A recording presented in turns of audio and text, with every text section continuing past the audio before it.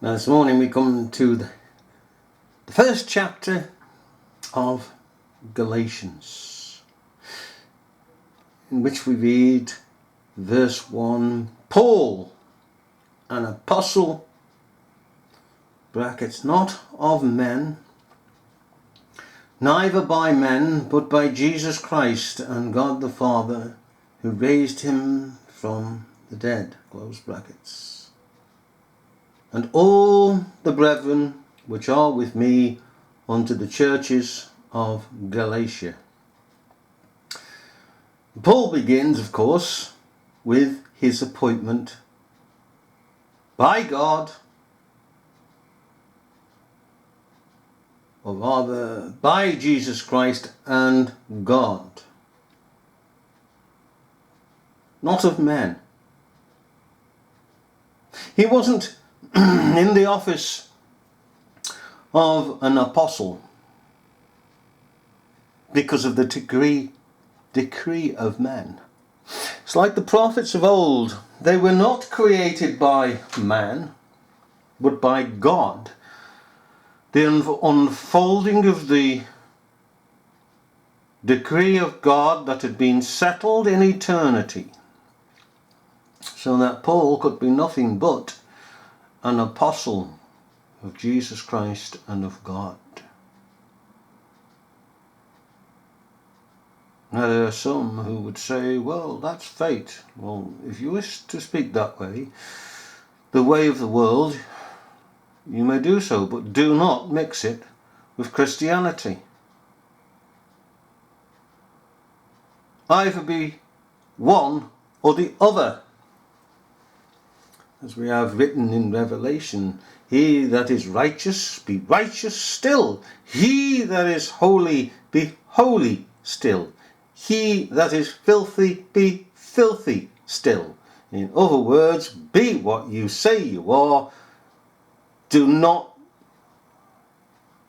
be any different. Do not practice hypocrisy.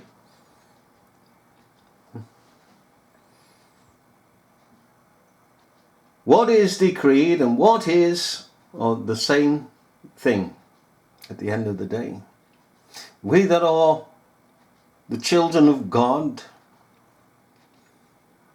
should know ourselves to be limited and that God is unlimited. How can the creature understand God? He would have to be equal with God, as God, which the enemy preaches we can be. The Smith Wigglesworths of this world, that every part of us can become divine, even the flesh and the blood and the sinews and the bones. In other words, another way back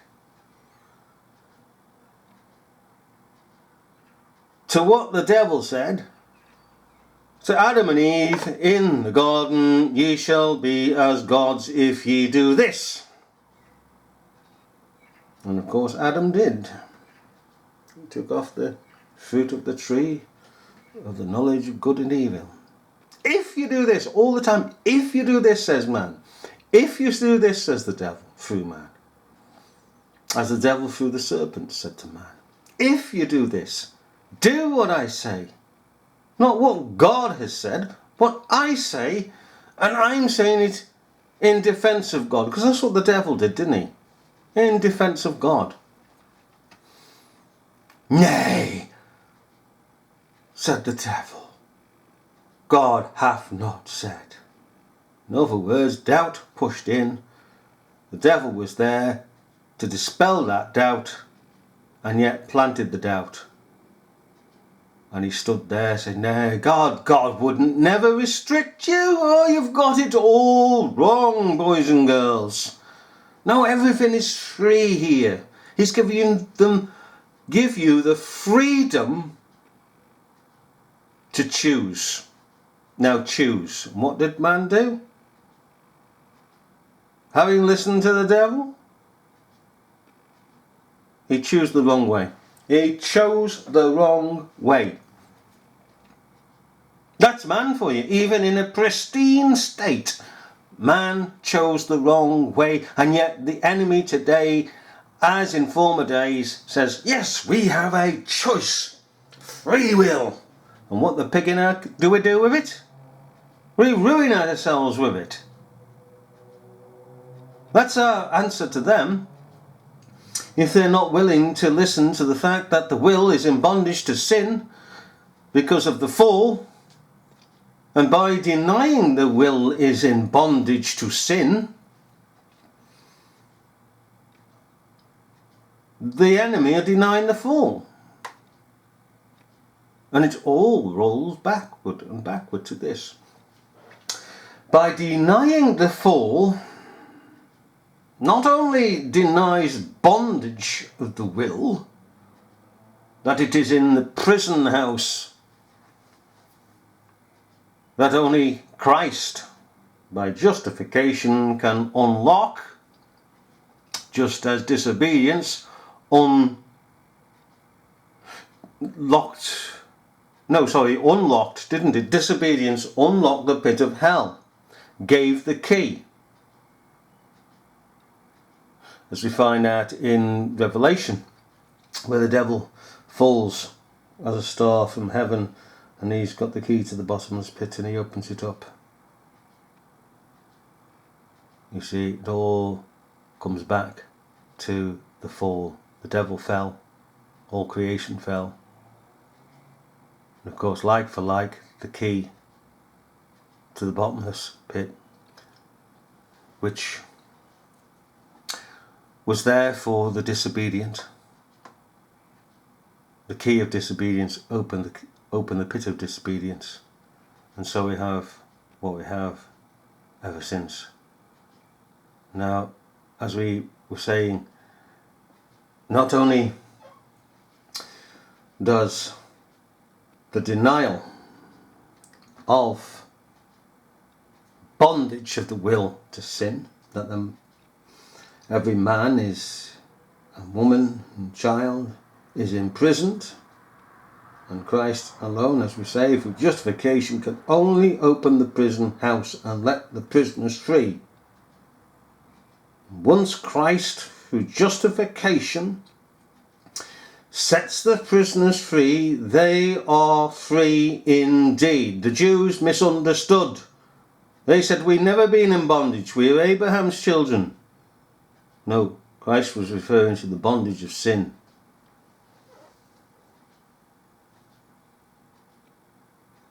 Which affects the will as with everything else, because sin binds the will in fetters and chains. The thing about it is that by denying bondage, the enemy denies imputed sin, because they have to take away imputed sin in order to be free as Adam was free.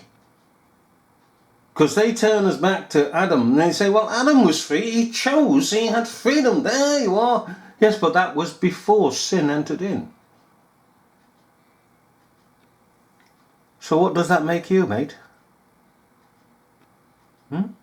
Just a mere professor of religion without the power thereof.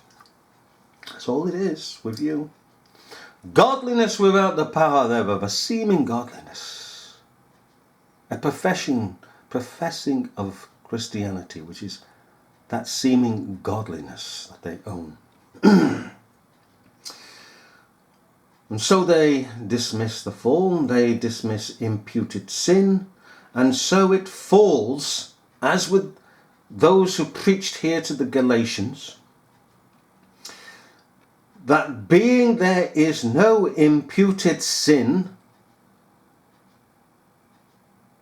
no fall, there can be no imputed righteousness. And therefore,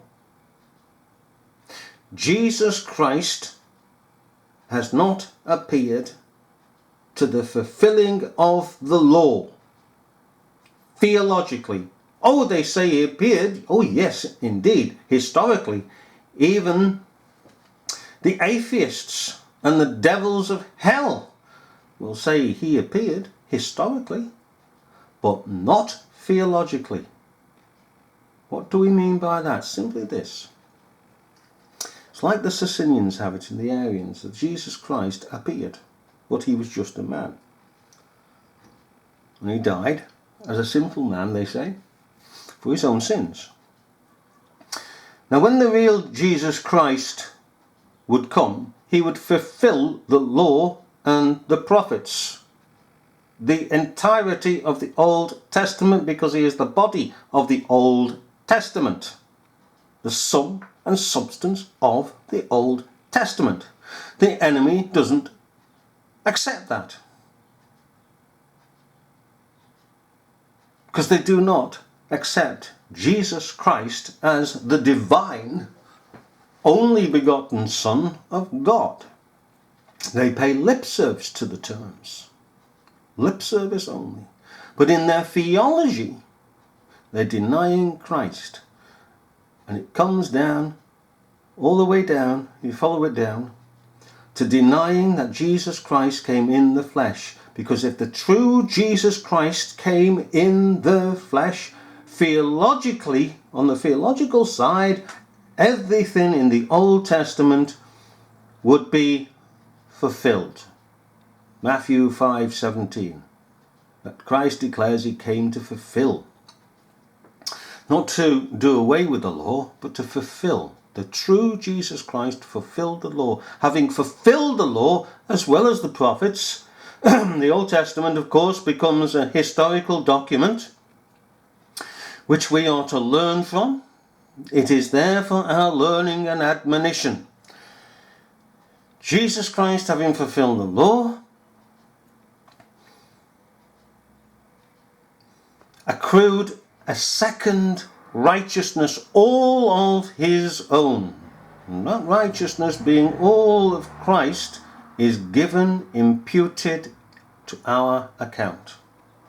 We cannot have the divine righteousness of Christ, because that is joined to divinity. That would make us gods.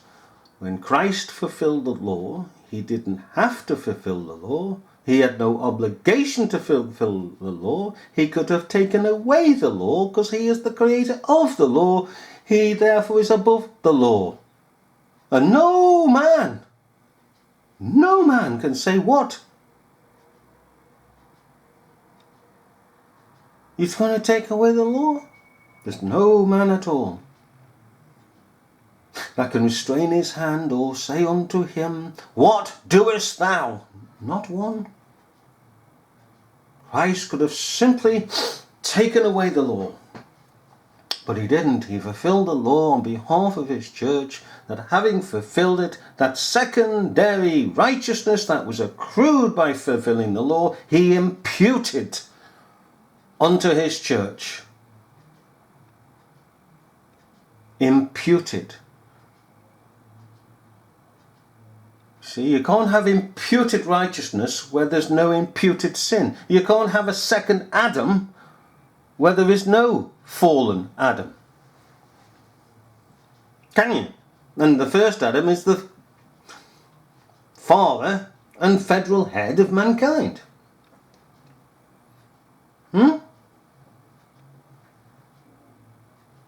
Father and federal head of mankind. So what came from Adam? It's come to mankind. And when we look at Adam and Eve, we see in Adam and Eve man all around us. Pernicious, fallen, sinful man. I'll come back in part 2.